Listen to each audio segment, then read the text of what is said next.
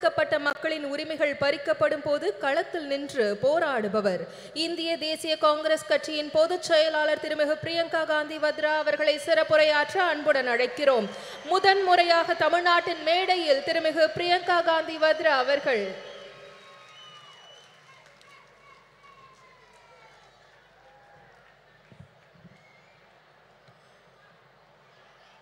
Thiru M.K. Stalin ji,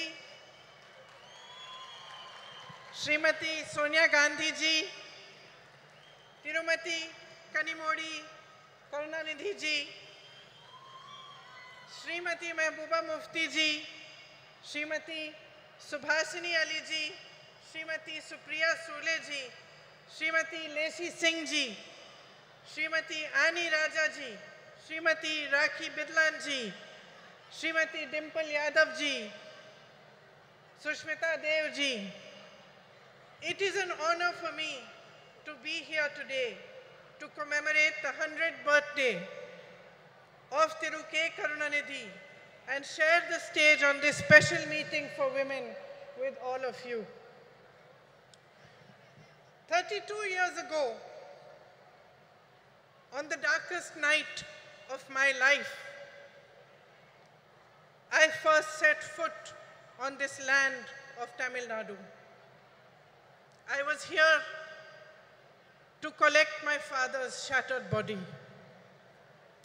I was 19 years old and my mother was just a few years younger than I am today. As the door of the plane opened, the night grabbed us and drew us in.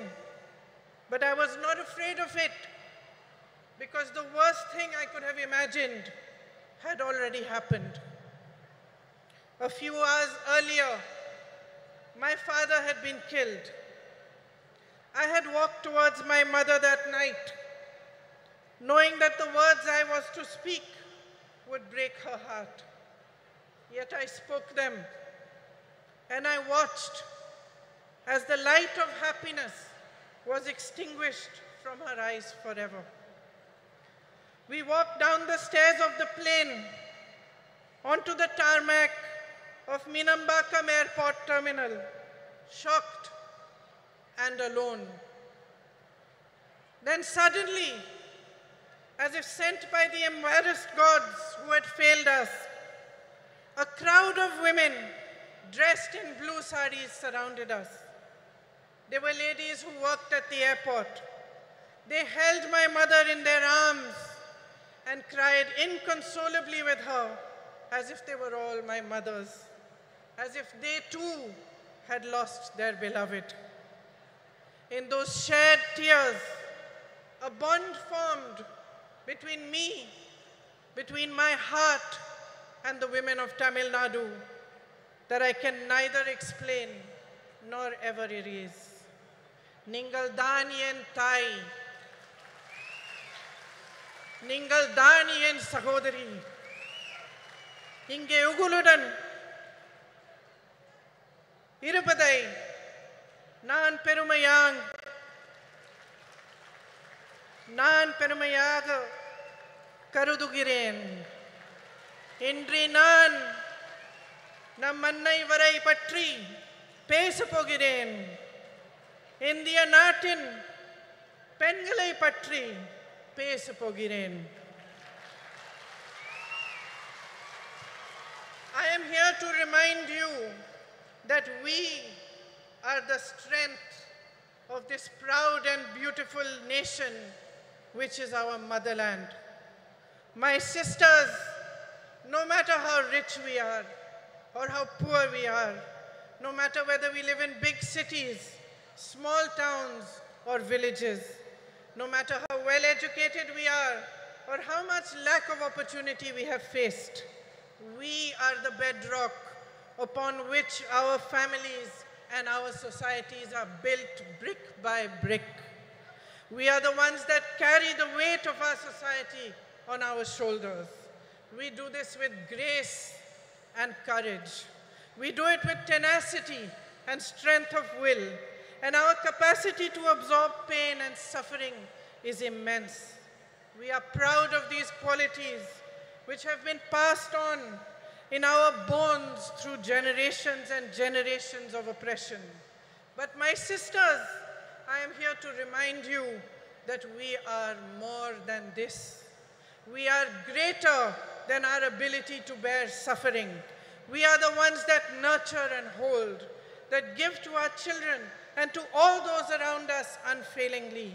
We are the ones who teach courage, the ones who teach love. It is us who understand forgiveness and us who know how to fight fearlessly in the face of adversity. We are the workforce powering our nation forward, and we are the millions of young women aspiring towards a better future. We know how to rise from the darkest night to claim a new dawn. We have a light within each one of us that is capable of shining brighter than the sun, but that light has never been allowed the freedom and joy to shine in its fullness. It was almost 100 years ago that Tandai Periyar asked, "Penien, Adimai Anal," why were women enslaved?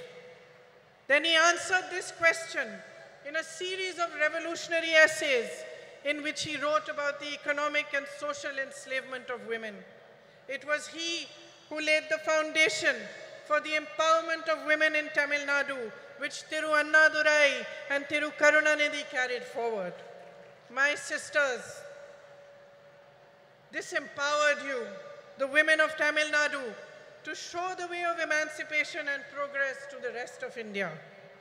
Yet across our nation, beneath the surface of progress, we are still struggling with the harsh reality of an entrenched patriarchy that ensures the systemic oppression of women. In fact, almost a century after Tandai Periyar's essays were published, that same question looms large before us. Penien, Adimayai Rekiral. Why are women still enslaved?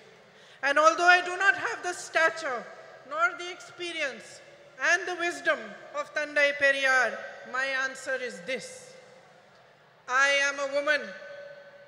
We have been taught generation after generation after generation to cede our power to others. We have been taught to talk softly. We have been taught to step aside, to be ashamed of honoring our essence, to take care of everyone else before we show compassion towards ourselves.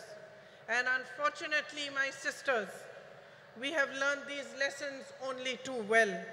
So well that we have continued to pass them down. We have learned to define ourselves through the eyes of the hierarchy that was instilled in us. And by doing so, we have allowed and enabled our own oppression. We ourselves have forgotten that the root of discrimination of any kind, whether it is based on color, creed, caste, or gender, is an inability to honor the truth that equality and personal dignity are neither a privilege nor a gift, but a natural endowment of life. Today, there is much talk about empowerment, as every political party begins to realize that women can become a formidable collective force that shapes our nation's future. But they still look towards us with greed. Greed for votes and the greed to capture our power and use it to keep us down. On your behalf today, my sisters, I demand more. I demand that we own our power.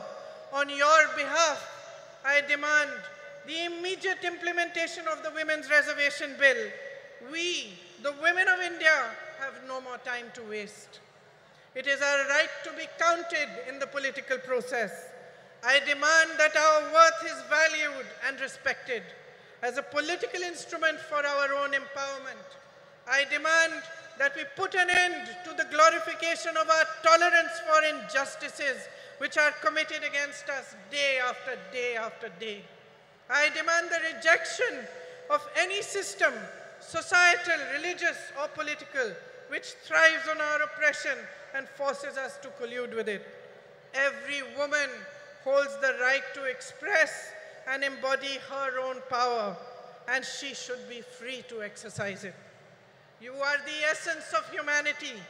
Each one of you, standing exactly where you are today, have the power to change your lives, but only if you deeply understand the unbridled potential of your sisterhood.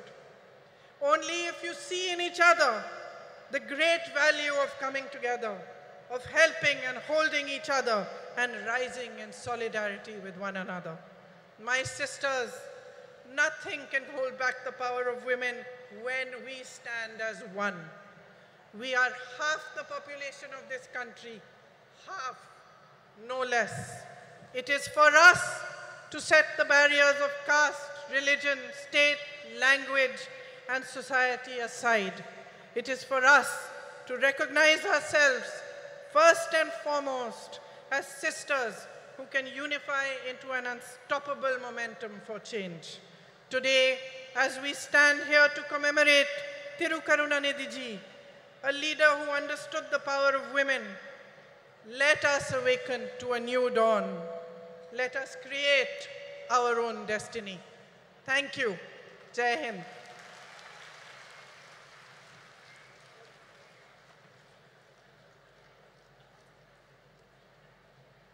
முதன்முறையாக தமிழ்நாட்டின் மேடையில் தமிழிலும் இணைந்து சிறப்புரையாற்றியமைக்கு மனமார்ந்த நன்றியினை தெரிவித்துக் கொள்கிறோம்.